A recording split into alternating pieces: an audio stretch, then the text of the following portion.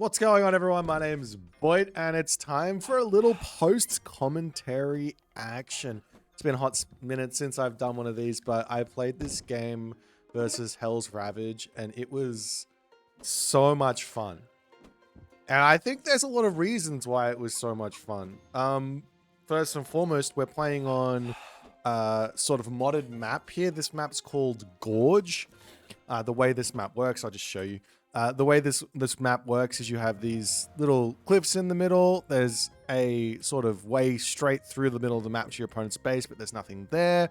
And then there's just gold mines and food scattered all across the map. So there's a lot of room for maneuverability and delaying for when, like, say a fight ends and something goes poorly for one player. There's a lot of room to just rotate around the other side of the map and keep the game going. So in other words, a lot of back and forth can definitely happen on these sorts of maps with the right decisions.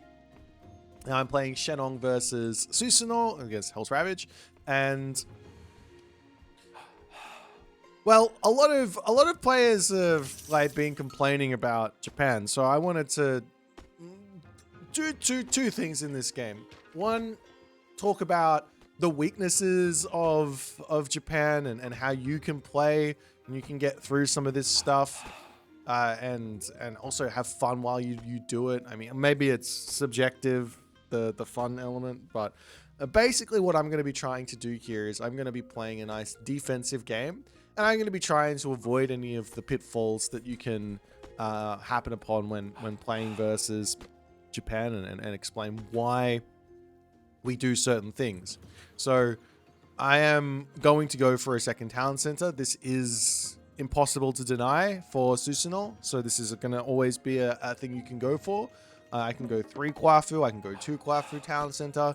Doesn't really matter. It's not going to be able to be denied because I've got the Shenong farms. The worst that can happen is he can send a whole bunch of Kitsune in to try and nibble at my Kwafu. But yeah, I can put the Shenong farm down. I can go onto this side as well. The worst that can happen is those dudes, those Kitsune. Maybe there could be some one Yudo or something that comes through and actually kills the town center. But I'm not too worried.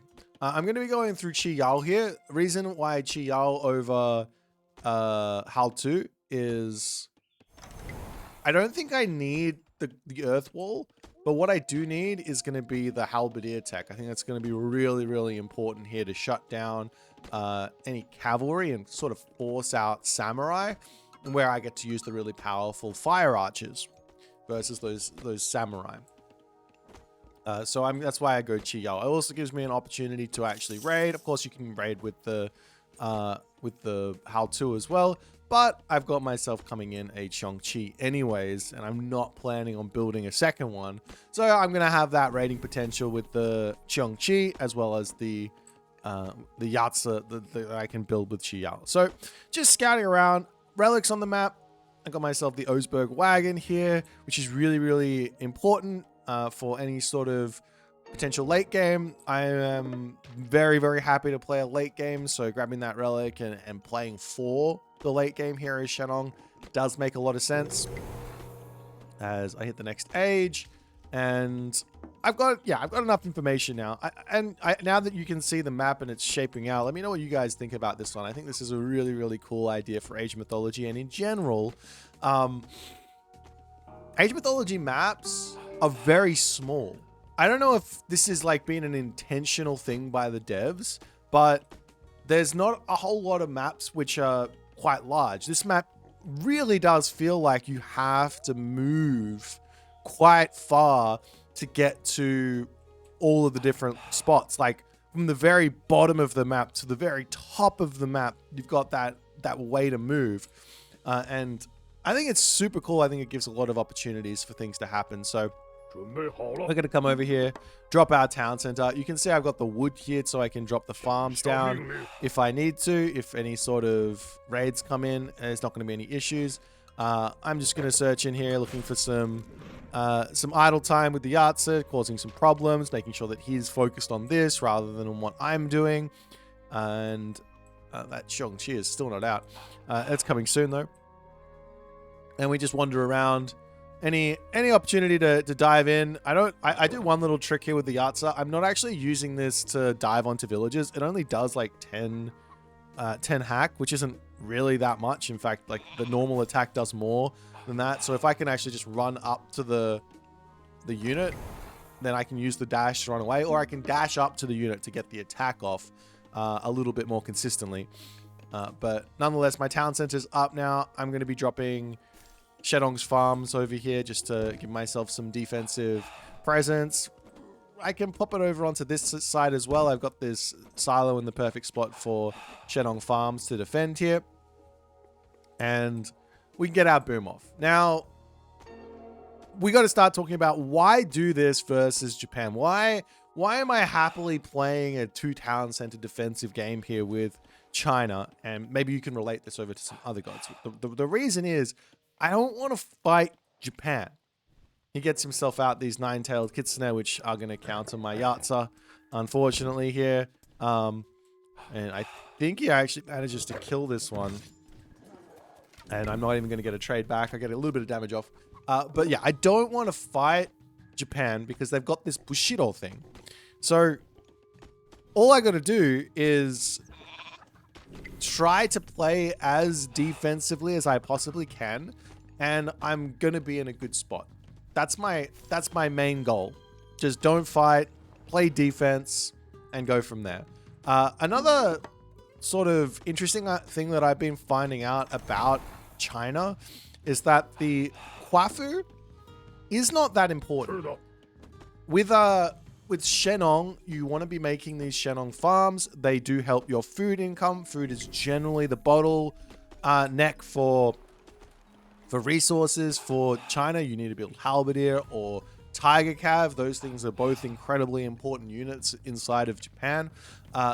Inside of China. The only exception is when you want to be massing Dao, which on a map this big, I really don't want to be making. You can see now I can get these Shenong farms up, and they are going to be completely shutting down these Kitsune raids, which are a main threat, so to speak, for Susanoo. So Shenong, really, really good here. If I was playing maybe Noir, I might be wanting to go for the Earth Wall so that this position is nice and safe, and then I can defend my main base here and things like that. But nonetheless, I'm looking to get to the heroic age pretty quickly, just getting booms off. Any sort of harassment with the Xiongqi when villagers leave the main base is going to be an idea. And yeah, like I said, I'm just not looking to fight. And this then raises the question, what happens if he attacks me? Well, I'm just going to give positions up. I'm not going to fight him. I want to get to at least full heavy before I take any significant fights versus the Susanoo. And the reason for that is, if I get to full heavy, the chances of me losing a fight start going down. And that means that it's going to be much less likely that I'm going to have to fight against champion units with my under upgraded units. If I sit here and I stay in the classical age and I fight him with like medium units, the chances of him getting to heavy are much, much higher. Now, I mean, you can like say whatever you want about whether this is good design or not, but this is the way it is, and this is how you're going to find your advantages here. And I say this with the experience that I've done this a lot. This does work. This is the way to find really, really good games, or have really, really good games versus Japan. But now it's time for military camps. I know that he's one town center, so I know that he's going to be hitting his all in on me here. So I just have to say, great, come at me. And I think that it's really important to be respecting Japan. If they go for a one town center all in, oftentimes you see people trying to defend their second town center, trying to like get the win basically. I don't think we want to be doing that versus Japan. I think we want to be saying, okay, you are going for an all-in. Have it. Have the spot. We're going to play a little bit later. So you can see right now I'm 49 villages to 27. I'm going to the heroic age. He's charging it up onto this side. And I have to say, okay, I cannot defend this. That's what I have to say. Maybe I can defend it. But I think that just playing the no-risk game, saving my villages, leaving this position, is the right way to play. And I think that we're going to be able to be much more likely to defend and much more likely to continue in this game if we can keep all of our villages alive and we can be good. We can be good to go. So I bring my villagers back. They should just jump onto this gold mine. I don't know why I'm idle here. I do go for some terracotta riders because at the very least I can get a little bit of value from them. It does sort of go a little bit against what I was saying where I don't want to fight, but he gets the medium. He gets a little bit of a power spike for myth unit spammage or for god power spammage. But I do manage to kill off those Yumi horse archers, so I think this is sort of valuable, I guess. And now we're good to go. So now my next thing is, okay, what's the next big problem for me? Well, it's him coming into my main base and him sending my units flying. So what I really want to do here is I want to be on top of his army when Smiting Gust comes in. That's the big thing. I think that this god power is arguably the god power that has like the most potential out of any of the Japanese god powers. I see people complaining about Swampland. I see people complaining about Thunderburst, but realistically, I genuinely believe that Smiting Gust has got the most potential for chaos and for things to be very, very strong or very, very useful. But now I know that there's going to be some shenanigans coming. I really need to get my Zhangxia out. I got to get my sages out so I can deal with the Oni and deal with just the myth unit presence in general. And I also know that he's going Cav and he's going Yumi Horse Archer. You'll notice I do have myself the Machine Workshop up. Worst case scenario, I buy the attachment and I can start building Fire Archers if Samurai start coming through, which are going to be the big counter. He gets a couple of picks off, bit of a greedy play from me being on the berry bushes without this being walled off, but nonetheless. I am just going to sit back, continue to spam units here, sitting on my 54 villagers to 36 villager lead. He's charging in. His army is gigantic. He has Swampland. He has Smiting Gust. He has Kusanagi. I do have Fey Beasts, and I do have lightning weapons. So these are going to be quite useful here. But we got to be somewhat careful. He charges over here with these Yumi horse archers, and my villager here is playing some Neo shenanigans.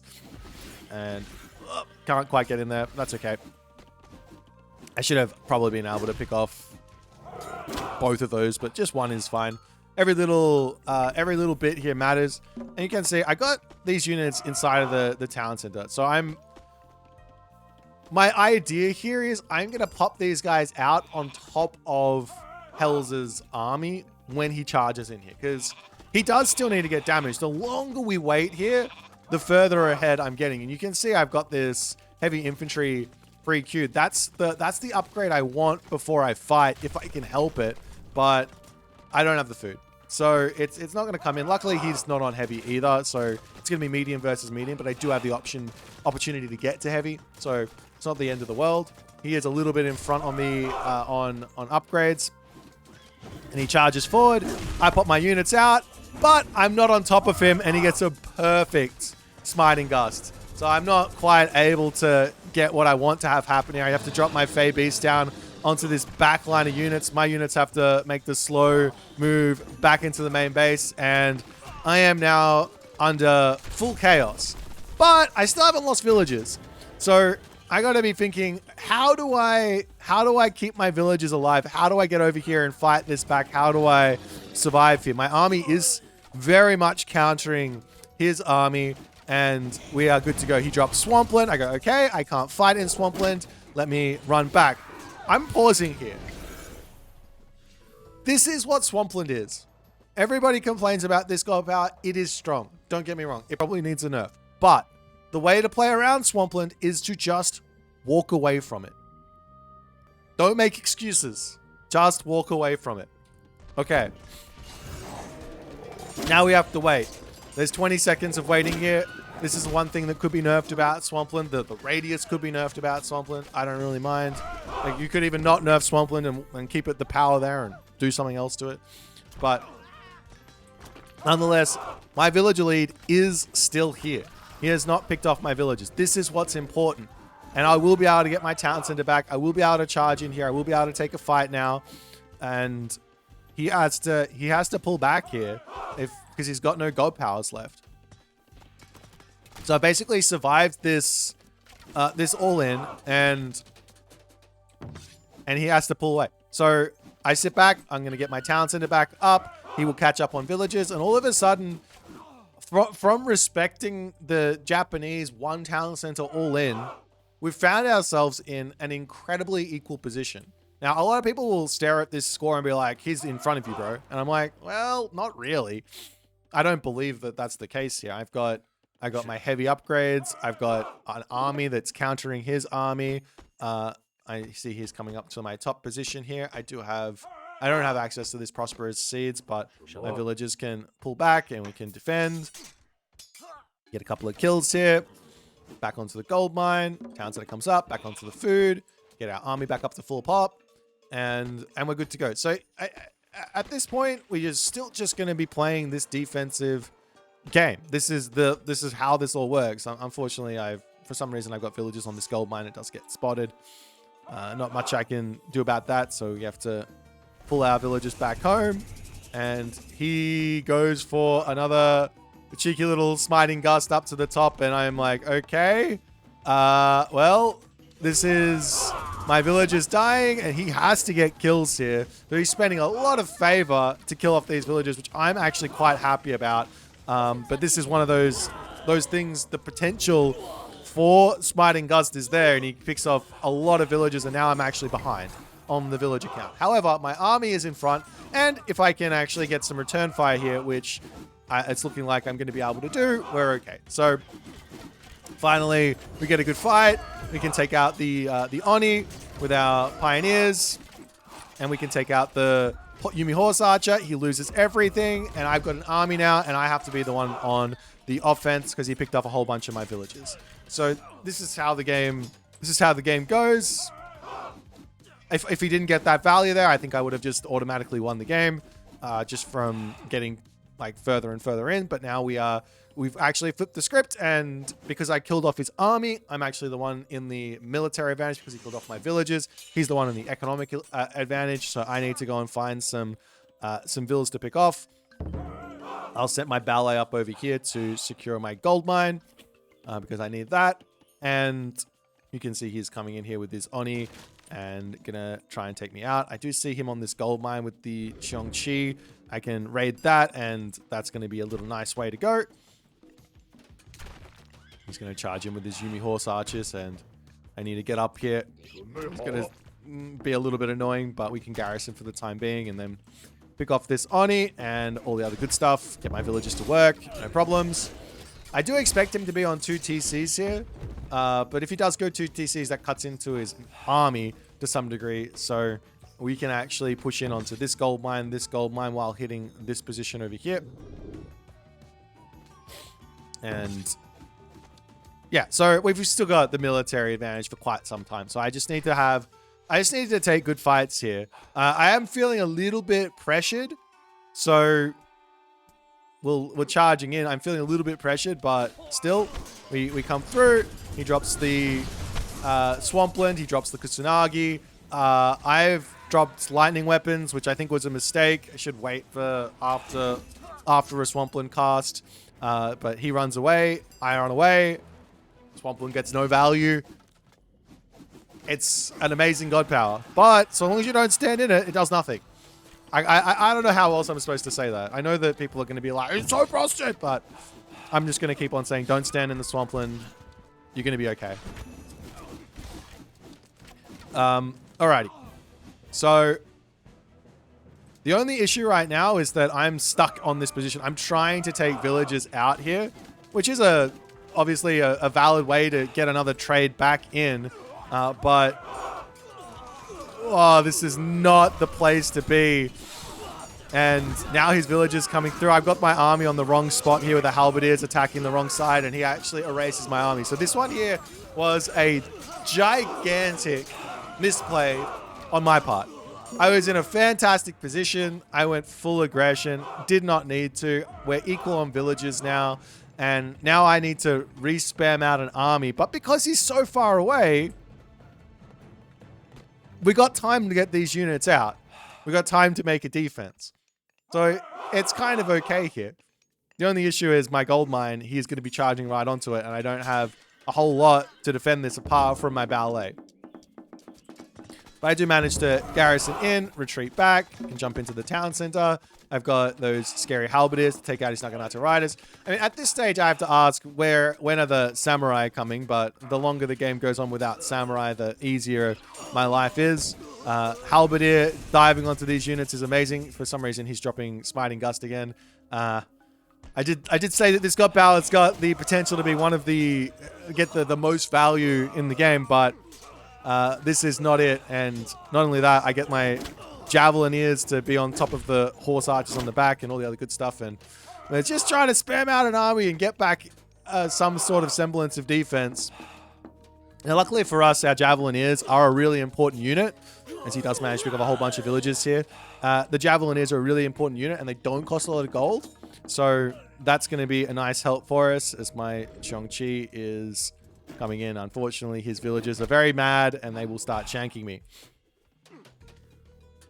But yeah, yet again, we're in this position where I need to play nice and defensive. But you can see, because we've gone for this sort of heavy defensive idea, not forced any early game fights versus Japan, his Bushido getting to champion is only at 50%. You motherfucker.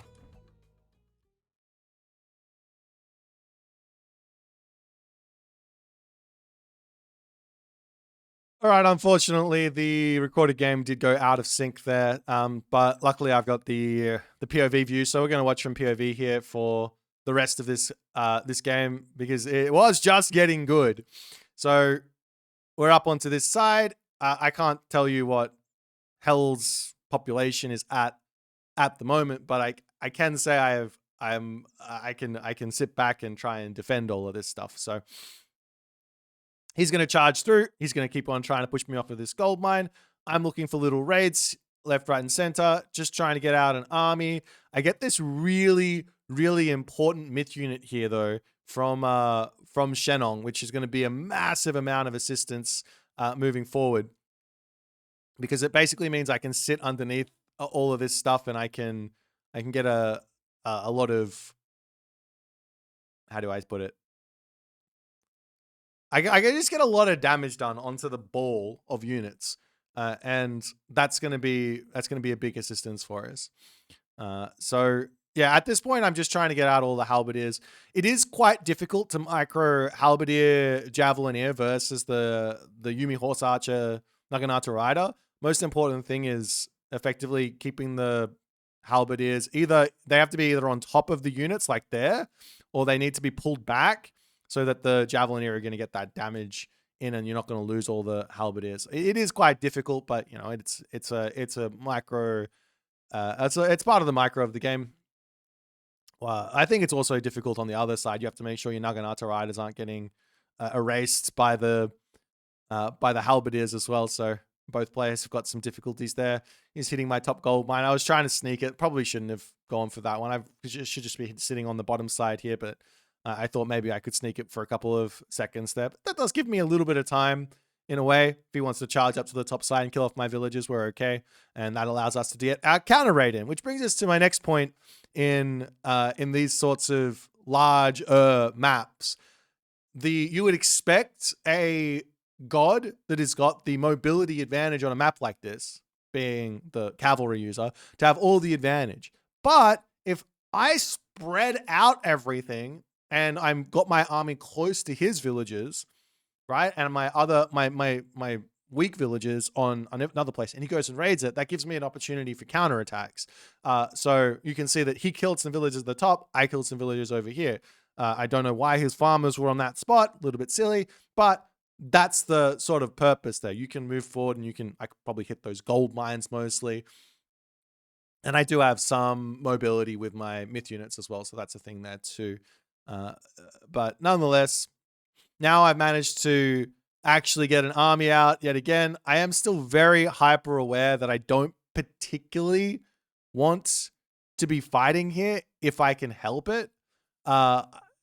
Like, I'm charging forward, I'm trying to get good fights in, but I do know that there's going to be a full champion coming fairly soon here, because we've been fighting for quite some time.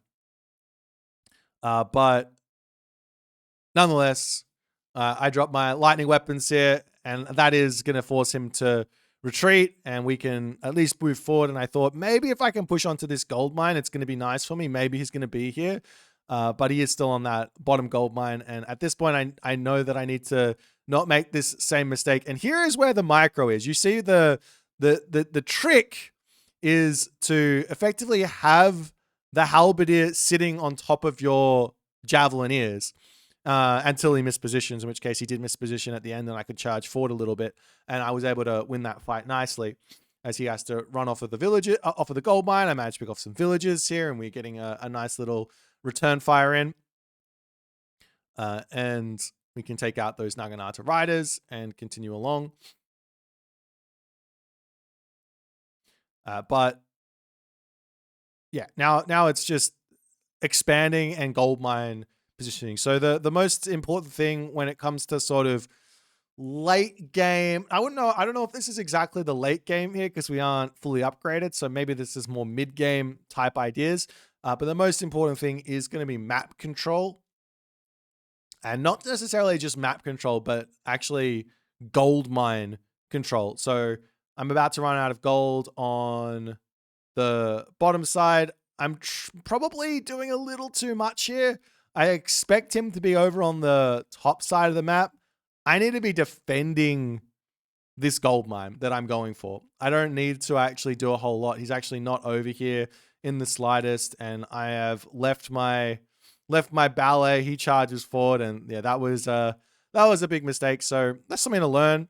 If I'm going to be trying to expand gold mines, just sit on the position there and maybe send small raids off onto other things. And this Firebird is going onto the bottom side. There's no gold villages there. So he drops yet another swampland. And guess what? I just run back. Look at my population. I dropped maybe like 8 population to that swampland. So I'm just gonna keep on shrugging my shoulders at this and go, yes, it is strong, but there is counterplay. So just do the counterplay thing. And he's going to try and take out my ballet as I rotate around the swampland, and we're back in to take a fight. I keep my ballet alive. My army is very scary for him, and we are off to the races.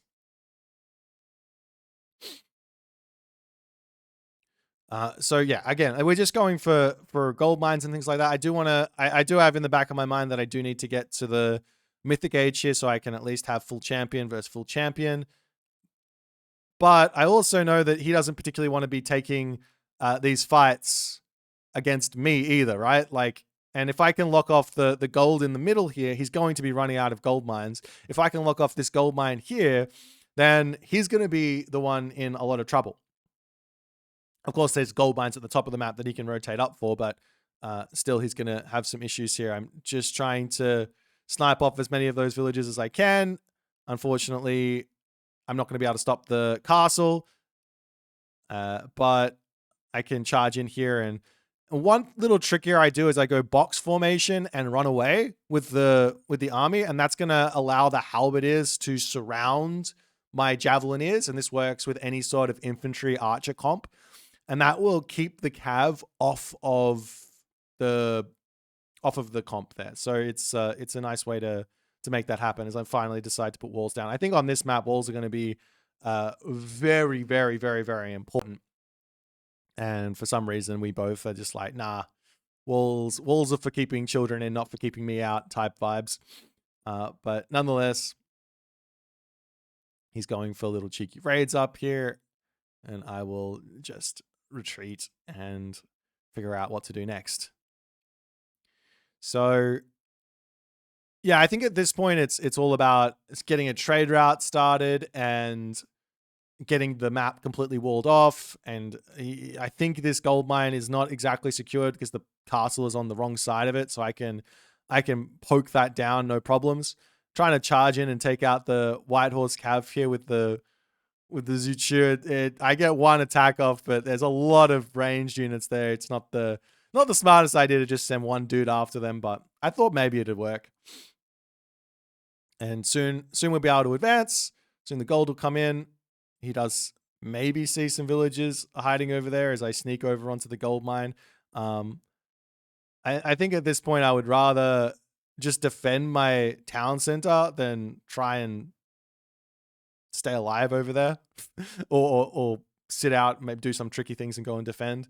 So I just put a ballet over there and just keep on playing defense up to the top there without losing any villagers. But he is coming through, and I thought this would be an okay way to go, but unfortunately, he's got the Kusanagi. He's got a nice little counterplay. I didn't really think about that. There's probably an option to Kusanagi stop the town center with the Kitsune early on, or at least kill off one Kwafu. But unfortunately, that town center is most likely going to go down. I do manage to click up to the next age, however, getting fortified town centers, putting pressure onto the bottom. And this is, for me, this is so much fun because it's like I'm killing him, he's killing me. We're all in just like this wild game of I don't even know what's going on. He still hasn't built a single samurai, so it would be interesting to see how much that changes things. Of course, the samurai have no mobility, so that's a thing, but that means I would have to go into fire archer. I don't have another option versus the samurai, and then it's a very specific amount of fire archers that I'm going to need. I don't want to overbuild them because they suck versus Naginata Riders and they suck versus horse archer, so I need to make sure I built the right amount. But yeah, not making them is probably a big mistake from him. I know that his champion is... I'm surprised the champion hasn't come in, but it does go to show that in not fighting early on and giving him like free Bushido and just sacking buildings, in doing that, ooh, nice. Here's where the smiting gust, I think, is probably at its strongest. This is the usage, and this is where I think this god power is insane, is using smiting gust to get your opponent's army into your army and just completely dominating it. So I used lightning weapons because I thought maybe I'd be okay there, but he kills off half of my army with that smiting gust there. And he's gets a lot of value there. But I am onto the mythic age, and now I can get my my upgrades in, and we can start looking to defend onto this side. I've got my castle in, and while I don't have a full population army, he drops the swampland. I have to run. Again, we just run. I don't sit inside of swampland. I find a nice value with my Yinglong over here. I kill off some villages, stop his town center expansion, stop his gold mine income, and I can wait out the swampland before we start fighting again.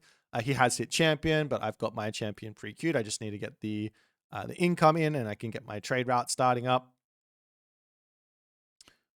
But yeah, I do need to move villages from one side of the map over to the other. Got 19 idols. I don't know what's going on there, but it's all good. We kill off the castle. We charge forward. He has to run. I get my gold mine. I can put a ballet over there. Trying to get some more farms in. I think getting a bunch more is going to be really important. He's coming over with the horse archers, and while I think maybe my dragon can win that fight, I'm really not worried about the horse archers over here. I do have the terracotta riders as well, but I'm not worried about horse archers come up onto that top side. I just don't want to lose my dragon to the horse archers. I'd rather use them in an actual fight and pick off a whole bunch of Naginata riders while allowing my javelineers to get the damage done. One upgrade here that I'm very much missing is that champion archers. Gives an extra range over to my javelineers, which completely shuts down the horse archers, because they like an extra range is kind of everything in terms of like how good archers are. Basically, like DPS almost doesn't matter. Of course, it matters, but in terms of like micro and what's important, the most important thing is going to be range for an archer, in my opinion, because you can always outspace your opponent with solid micro. So yeah, getting the champion in, and our trade route is well and truly going. You get coinage.